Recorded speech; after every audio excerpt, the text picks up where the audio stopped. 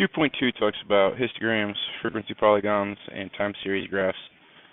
This video is going to speak mostly about histograms. Histogram, by definition, is a bar graph consisting of contiguous, means that they're adjoining, there's no spaces between them, boxes. The graph consists of a horizontal and vertical axis. The horizontal axis is labeled what the data represents, and the vertical axis is labeled the frequency or relative frequency. Just pay attention to the specific questions.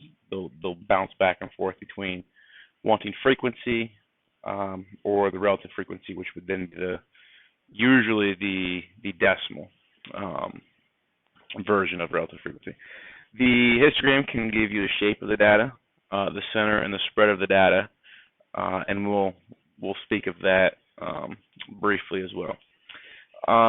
As we're going through this stuff, if you see, we've seen this before, kind of italicized lowercase f refers to the frequency, N is your number of data values, and RF is referred to as relative frequency, which by definition then is frequency divided by total number of data values. There are some standard rules for constructing a histogram. They're not always abided by, like several things that we've already seen in statistics. There's some leeway with some of the different ways we can construct a histogram and present the data. I'm going to give you kind of the most stringent rules that we use, and then if they're relaxed a little bit and some of the problems we see, the reason is because of that flexibility. But the general procedure is to make a frequency table, which we've been doing, okay, a group frequency table. It says including relative frequencies. Eventually we're going to need the cumulative frequencies too for other graphs that we see in this descriptive analysis chapter. That's really what this chapter is all about, is descriptive statistics, and eventually we're gonna want that cumulative column, so we'll go ahead and just practice that as we work on these histograms as well. So you're going to need the designated number of classes. Some of the problems in your homework will tell you how many classes we want to use. Other times we get to choose. We're going to place boundaries on the horizontal axis and frequencies or relative frequencies on the vertical axis. So for each class of the frequency table, draw a bar whose width extends between corresponding class boundaries. So for histograms, the height of each bar is corresponding class frequency. So for relative frequency histograms, the height of each bar is corresponding class relative frequency. When you do this, the midpoint of your boxes will be located at the midpoint of each class. So I've got a couple examples here. I'm actually going to, this one's a little bit more involved, it's a little bit different because we've got some varying data than what we've seen in the past. We've got continuous data here, so that's going to address our class boundaries a little bit differently. So I'm going to come over to this example, which does just takes, we recorded the highest temperatures. Sorry about that. We've recorded the highest temperatures in the 50 states, and we are going to construct a histogram in regards to these. So the first thing we're going to do is find our highest value in here. So search through here, find our highest value. So the highest value here is 134. Then we're going to find the lowest value. Ends up being 100. Okay. So now we're going to figure out what we want our class width to be. Okay. So remember, from working with our frequency distribution, that was the range divided by the number of classes that you're going to choose. So my range is the difference in those two, so 34. And the classes that we're going to be choosing here, we want 7 classes. So what that's going to go to, 34 divided by 7 is a little bit less than 4. Or sorry, a little bit more than 4, a little bit less than 5. So I'm going to round that up to 5. This is where we have to pay attention, and sometimes you'll see histograms that don't incorporate this, but we'll talk about when we're done the reason for this. But when we create class boundaries, you're going to look at your most precise piece of data. Okay, so what that means to me is I'm going to go through my chart and I'll find the one that has the most decimal places. Okay, so these are all obviously whole numbers here, so they're up to a precision of the units place. So I'm going to, when I create my class boundaries, I'm going to go down to one decimal place. I'll go to the tenths place. Okay, and I'll talk then about how we're going to create our class boundaries. If I had like a 0.3 here on one of my data points, so the most precise value would be the tenths. So when I do my class boundaries, then I would go one more decimal place, and my class boundaries would be written out to the hundredths place. Okay, so that's kind of the explanation for how we're going to develop our class boundaries, or at least the precision of our class boundaries. Doing our class limits. Okay, if you remember our class limits, what we're going to do is we're going to start initially with our smallest piece of data. So our smallest piece of data was 100. And then we're going to add on to that our class width to get the next lower class limit. Okay, so the class width was 5, so it's going to be 105. Let's go 110, 115. Then we got 120, 125, and 130. That will give us our 7 lower class limits. Now to find the upper class limits, remember all we're going to do is we're going to take that one there. Okay, this is 105, and we're going to subtract 1 from it. We get 104. Then you can keep doing that, or once you have your first upper class limit, you can just add the class width to that. Give you 109, 114, 119, 124, 129, and this one here again. So this next one will be 135, so this one will be 134, and there are class limits. Now the issue is, if I was going to find my class limits like this, the way we would graph this is that we would actually have a gap between the bar that ends at 104 and the bar that begins at 105. And histograms don't have gaps in them when we graph them. There's also the logic of, well, if there's a gap there, we want to make sure that none of our data points actually fall within that gap. So that's what the class boundaries kind of take place of. One thing that I don't have in this chart that might be of benefit is that we have our midpoints. Okay, it might be essential or beneficial when we're creating our actual histogram. And to be honest with you, I put it there, but it might actually be more logical to. It doesn't matter, but it might be more logical. So I can select it.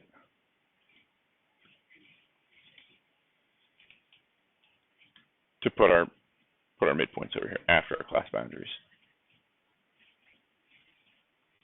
And the reason for putting it back there is because the class boundaries and class limits,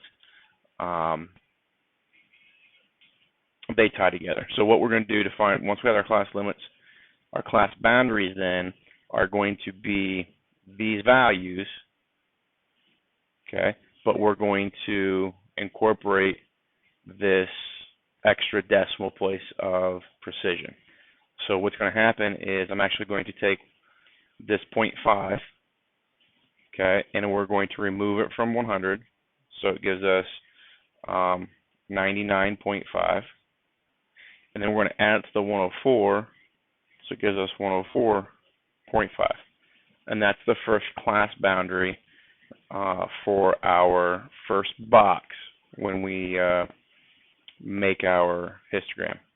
Now, the next class boundary, we do the same thing here. We take that 105 and remove 0.5 from it, so it gives us 104.5.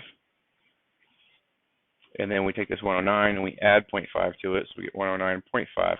And right here you can see then that by doing this, we no longer have a gap between our classes. And we'll just keep playing this game, so it's going to be this 109.5 to 114.5, 114.5 to 119.5,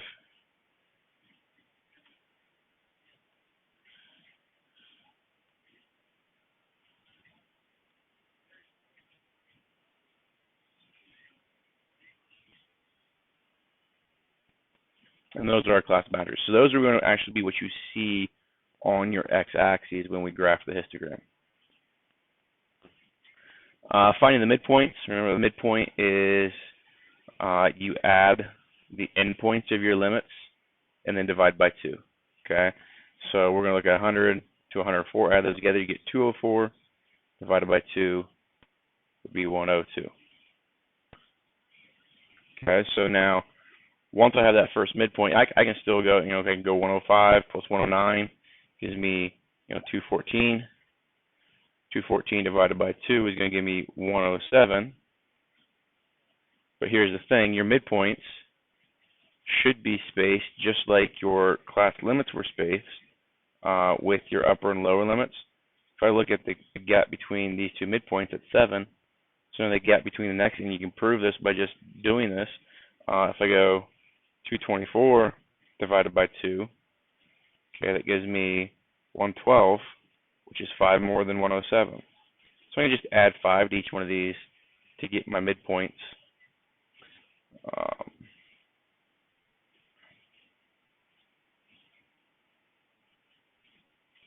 And that's not too hard, even with these classes, to see the midpoint is halfway in between those. So there's a difference of 4, halfway in between would be 2. And you can add that then to the lower class limit to get your midpoint. But this strategy here of seeing that that's plus 5 might be easier for when we have class limits that are greater in size. So now we're going to go through and figure out what the frequency of these class limits are. So it's going back up to our table here and then just counting how many we see between 100 and 104. So counting those frequencies, and you can double check, but they should be 2, 8, 18, 13, 7, 1, and 1. And now we're going to construct our histogram from this information. So when we construct our X and Y axes, the type of data is going to be your x-axis. So we're talking about temperature here. Your frequency is going to be your vertical axis. Now they were just talking about frequency and not relative frequency. Okay. Obviously our relative frequency, if we were going to find that in this table, it would have been like 2 out of 50, 8 out of 50, 18 out of 50,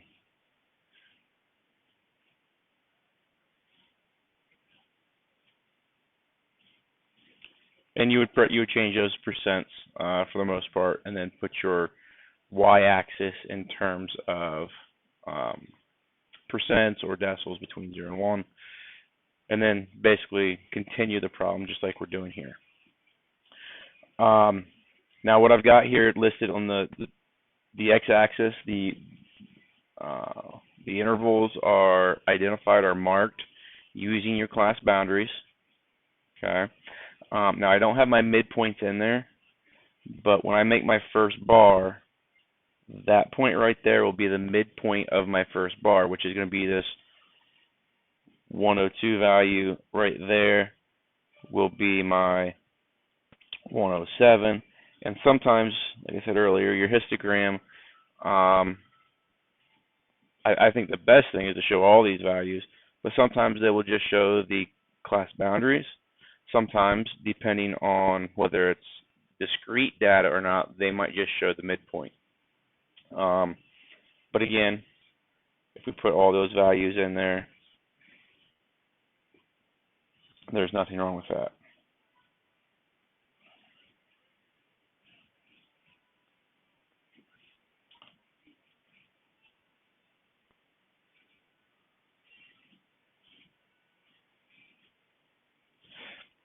All right, so the next thing we're going to do is we're going to go through and talk about the y-axis here. I went multiples of 3. If you want to go, if you want to put in each individual marker, that's fine.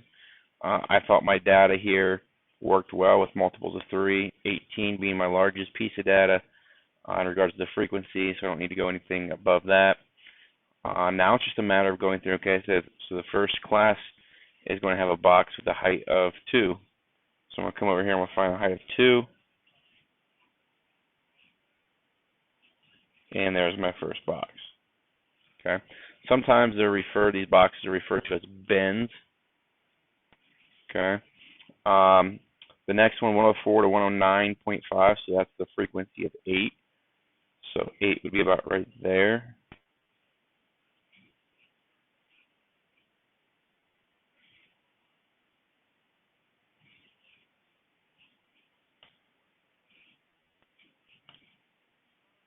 There's that box. Then we've got one, the 18.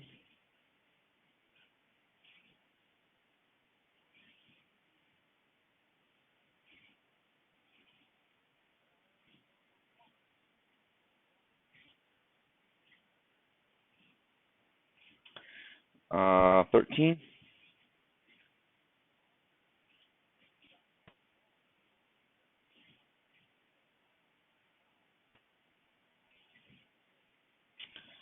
Seven.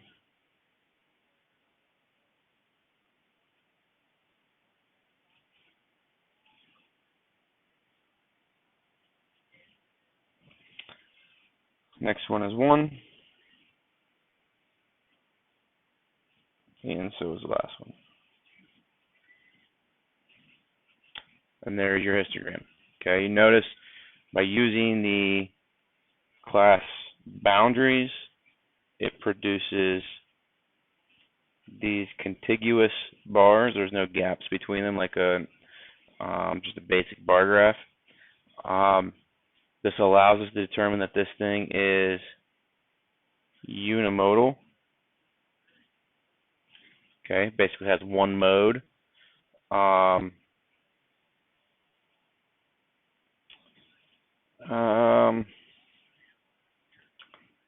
We'll talk about it later. The skewness of this.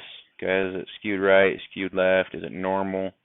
That's one of the benefits of looking at histograms, is that they can tell you the distribution shape and how your data is centered around a particular value. Is it more towards the left end of your X scale, towards the right end? We have all kinds of different distributions that we can talk about. But that's an example of how we make a histogram using that data. Now I'm going to come over here and do one more with you, maybe 2 more. This one here gets kind of nasty. I'm not going to show the entire process here. It's very similar to the last one. I just don't want to go through and have to kind of count all of the data here, okay, and determine the frequencies. I think those are things that you guys can do. We'll do a couple of them. I'm not going to do the entire thing. But we've got 100 pieces of data here, okay? So the 100, it's the heights in inches to the nearest half inch. So there's my precision right there, nearest half inch. All right, so that then tells me that when I make my class boundaries, because this is the 10th place, my class boundaries are going to be to the 100th place, and that's what's going to be right here. So I'm just going to make a note of this real quick, 100th place. My class limit, I've already put these in order, so that's the smallest number, that's the largest number. So our range is 14. Just want to make sure I don't have any details on here, how many classes I want. Let's go 1, 2, 3, 4, 5, 6, 7. Let's actually make this, let's go 8 classes. So if we go 8 classes, that's approximately like 1.7-ish, something like that. I want to round that up to 2. Remember, always round your class widths up to 2, or not up to 2, but round them up. So if this would have gotten, even if this was like 1.1, I'm still going to round that up to 2. Rounding down can allow for data points to be left out. So we just want to make sure we round up. So I'm going to make my class widths 2. So we'll have 60 to 62 to 64, 66, 68, 70, 72, and they get one more class, we'll have 74. So then this is going to be, 62 minus 1 gives me 61. This will give me 63, 65, 66, or 67.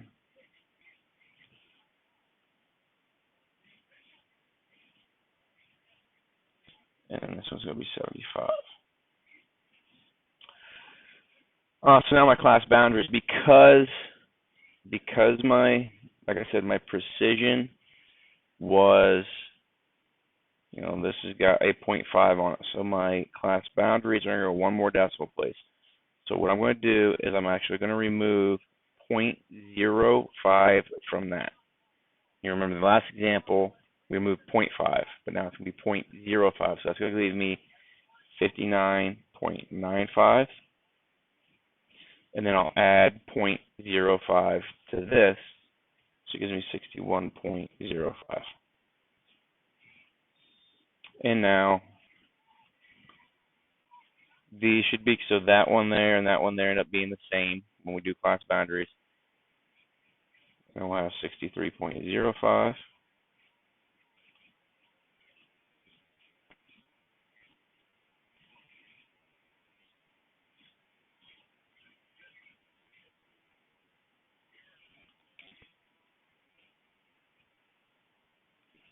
Sorry, made a mistake here.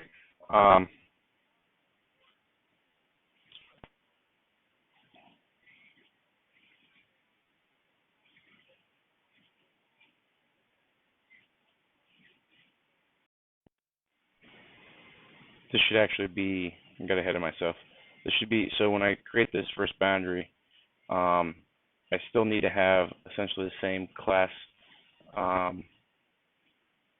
widths between them. So if it's 59.95, I add 2 to that, I get 61.95 for the next. And then 63.95, 65.95, 67.95, 69.95, 71, 73. So you can see then how those all relate to being 0.05 less than the class limit, the class lower limit. Then my upper boundary, so these have to be the same. So that one right there and this one have to be the same. So 61.95. And you see then that that is still a width of 2 in those class boundaries. So this one would be 63.95, 65.95,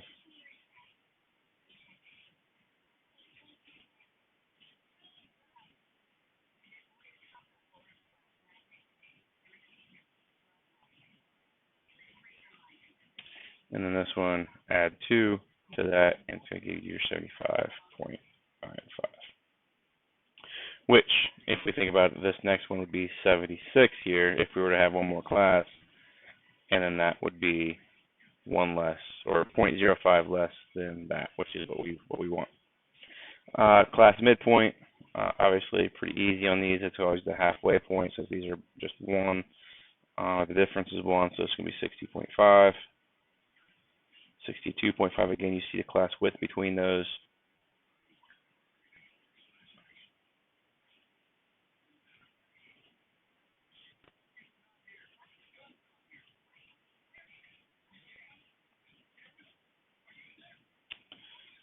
Then we go through and count the frequency of these. So we'll pause it and do that. Something to recognize as we are doing this, as we're counting this, is the purpose of class boundaries. If I didn't have these class boundaries and I just had my class limits of 60 to 61, I would count that number, and that number. So those 4 would be in here. Okay? But if I look at the next one, 61.5, that doesn't fall in any class. You see the gap there. Okay? So if I were thinking about constructing a graph just on my class limits, my graph would look something like this, where let's say I've got 60, 61, 62, 63. So I would graph 60 to 61 like that, and then 62 to 63 may look something like that. And now there's gaps. Okay, and that's obviously not a histogram, but why is that gap there, or what's happening in that gap? There's a data point of 61.5 that does not belong here nor in there, and we're getting then a misrepresentation of our data. So what we do then, what we've seen with the class boundaries, is that we make these class boundaries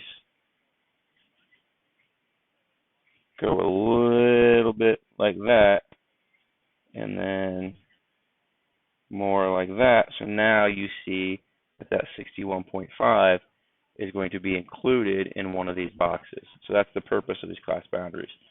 So when collecting my data, I've got to keep that in mind in my frequency. Okay. Obviously 61.5 is not in my class limit the way that I set up my class widths. Now if you, and there's all kinds of things you can do here. I know we, when I did this, I took, we took what our range was 14, I divided it by 8, and I get like, I don't know, let's see what we get when we do that.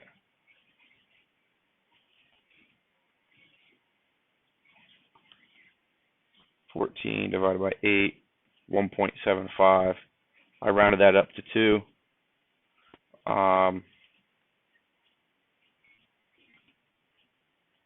Just to make my class limits easy. Okay, there are some times that you'll see a histogram. Maybe they round it up to 1.8, and that becomes then their class limits, or as their class widths to determine their class limits then. And then maybe because of that, then a 0.5 does fall inside these limits. Regardless of the structure that you do, I'm always going to probably round up to the nearest whole number because I think it's just easier, and that's okay. When you're trying to count frequencies, this 61.5 needs, because this class boundary needs to be inside that first class.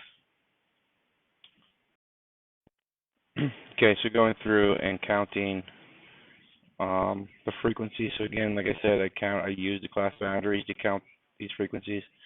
If you were to add those up, okay, the sum of the frequencies is 100, which matches how many heights I took. If we come over here to the relative frequency, we add those up. That's going to give me 1, the way I've written this as decimals. Now we're going to do cumulative frequency. So remember, cumulative frequency is just take the first relative frequency, and now at this stage, it's going to be all of these added together. So 0.03 plus 0.05 is 0.08. Then we're going to add 0.15 to that, so that's going to be 0.23. Then we're going to add 0.4 to that, so it becomes 0.63. Then we're going to add 0.17 to that, so it becomes 0.80. And then 0.92 and 0.9, and then 1.0. So there's my cumulative frequency. And it basically just tells me, okay, if you're at this stage right here, okay, then 92% of your data points fall either in this range, or this interval, or below it. So the next thing we're going to do is go ahead and construct our histogram. So I'm going to set that up.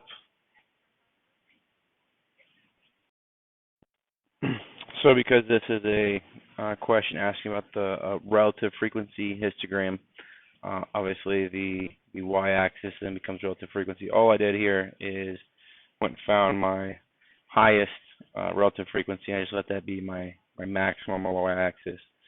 And then tried, I split that in half, found 0.2, and then started splitting that interval in half. And getting down to that precision, I think that's a good enough precision on my y-axis for the data points that are here, the relative frequency lists that I have here. My x-axis, again, using the class boundaries of my heights. And again, remember, that's going to allow us then to have no gaps between our bars. So now it's just a matter of going in and actually placing these frequencies. So we have this first one is 0.05. So we'll make that first box. Next one's 0.08. So about right there.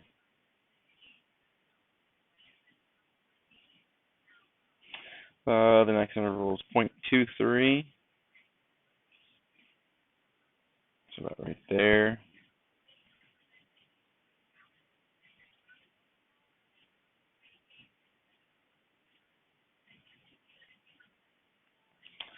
The next one is, oh, I messed that one up. I apologize. Did it on both of these. I was doing the cumulative frequencies, so I apologize. Let's go back, get these out of here. Let me highlight these so I don't make that mistake again.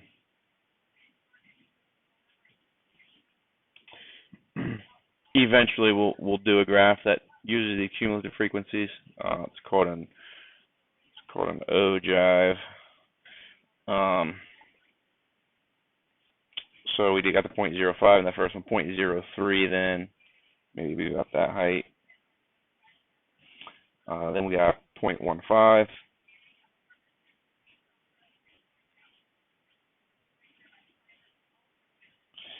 Then the next one's 0.4, so all the way to the top.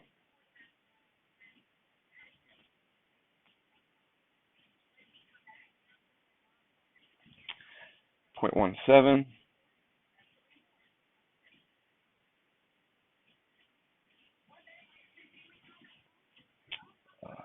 0.12.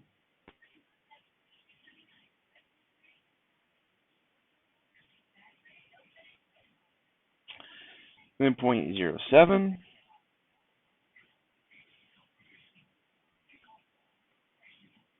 And then 0.01. And we've got our histogram.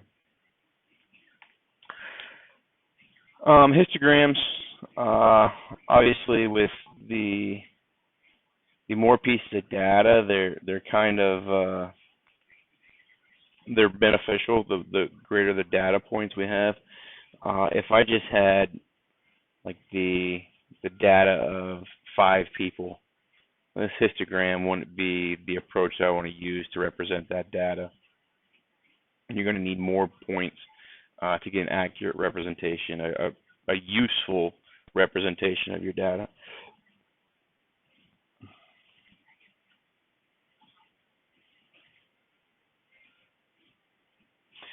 So you see here, and I'm not going to take the time to do it, you guys can do this on your own. If you were going to construct a histogram using frequency instead of relative frequency, the two graphs would look pretty much the same. Obviously, you're going to have different markers on the y-axis. So here, if I wanted to do this, I would go up to 40, and then I would have, obviously, maybe count by 5s. And I would graph it, but the the relative frequency and the frequency um, histograms are going to be the same shape. It's just the way we structure and describe the y-axis that would be a little bit different. Or should be the same shape.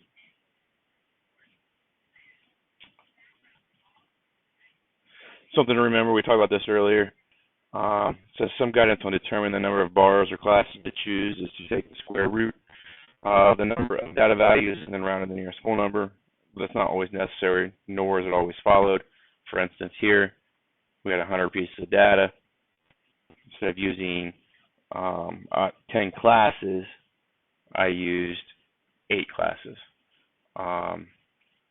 If I were to use 10 classes, I think you find out that you would end up with several classes that don't have any data points in them. Because if I took 10 classes, I would have my range, which would have been 14, divided by 10 is 1.4. I'd round that up to 2, and I would start at 60, and then continually adding 2 to that. Obviously, 8 times you would get down to here, and then I'd have 76 to 77, and then I would have one that would be 78 to 79, and there would be no pieces of data in those 2 classes. And that's something to think about sometimes. Sometimes you choose 10 classes and then find out, well, I got 10 classes or I got 12 classes, and there's data not showing up in 3 or 4 of them. So we can, as long as those 3 or 4 are at the end, I can just wipe them off. Now, if I had a class in here that had nothing in it, that's a completely different story. I can't just delete that class. But if they're at the end, you can just wipe them away. So that's kind of where we got the 8. Or if you would have chosen 7, it would be very similar.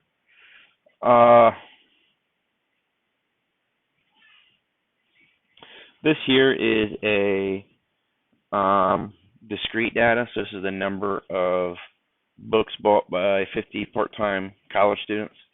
And what I've done is I've just kind of already tallied the frequency here for these. So when using discrete data, it makes sense that our classes kind of represent the discrete data. So what I mean by that is when we make our histogram, I'm going to want essentially a class, and I'll use the midpoint here real quick, but I'll show the class boundaries on it as well. But I want, because I can't buy like 1.5 books or 2.5 books or something like that. So I'm actually going to use the midpoint here to represent this piece of data, number of books. Then there's one of 2, 3. This is probably the version of a histogram that you're most comfortable with, that you've seen in the past the most. It's kind of the ones you do in maybe middle school. And then, so that's the number of books. And I'm just going to go frequency. Highest frequency is 16. So let's see, let's just go by, we'll go by 4s here.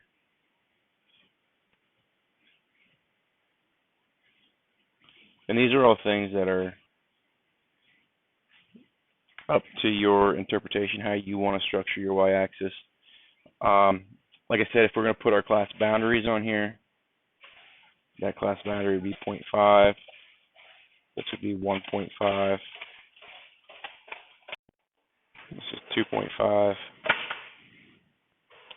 3.5, 4.5, 5.5, and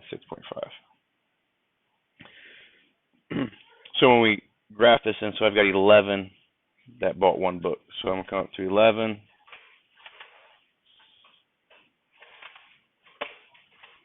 And there's my first box. But this is the idea that I explained earlier, is that if that's the width of my first box, you see at the midpoint is of that width is actually the midpoint of the class. And that's a thing to do with discrete data. Just makes the whole process a little bit easier. Then we've got 10 here for this next one.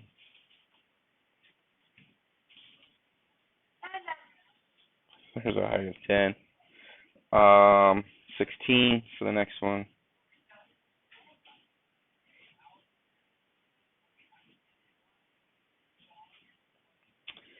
Uh, 4 has 6.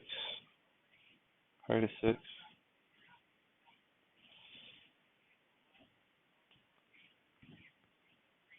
This fifth class has a height of 5 as well. So right there. And then the last one's at 2. And that's how we kind of deal with discrete. Discrete, I think, is a little bit easier to mess around with than when we have continuous data. It's the idea, how many, if we call this a bin, how many are in that bin? Well, there was 11 in that bin. How many are in this bin described by this value of 2? We've got 10 in that bin. So it's a little bit easier, I think, to kind of understand. With discrete data, this is more along the lines of what we traditionally think about mode. We can look at the highest one and say this is unimodal. The most number of people that bought 3 books. 16 people buying 3 books. Where when we're talking over here, we said that this one here was unimodal. That's talking about a class, so it's not a specific data point that was unimodal. It was the data points that fell between 109.5 and 114.5. So it wasn't one particular value that kept showing up the most when we talk about that unimodal aspect of that histogram. We'll stop there. The next video we'll start off here with frequency polygons, which is directly linked to histograms. So we'll do all the exact same thing that we were doing with histograms, and then there's one extra step to generate the frequency polygon from that.